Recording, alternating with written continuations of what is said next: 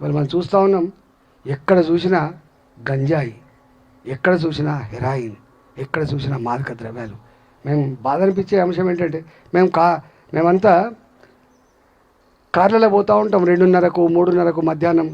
మాకు ఇంకా అప్పటికి భోజనం, మేము తిరగాలని చెప్పి పోతుంటే ఆ చదువుకున్న పిల్లగాళ్ళు ఆ యాప్ చెట్టు కింద కూర్చొని ఎండాకాలంలో చింతచెట్ల కింద కూర్చొని వాడు మంచిగా బీరు తాగుంటే బాయ్ బాయ్ సార్ అంటాడు. అంటే ఎటువైపు పోయింది ఒకసారి చూడండి.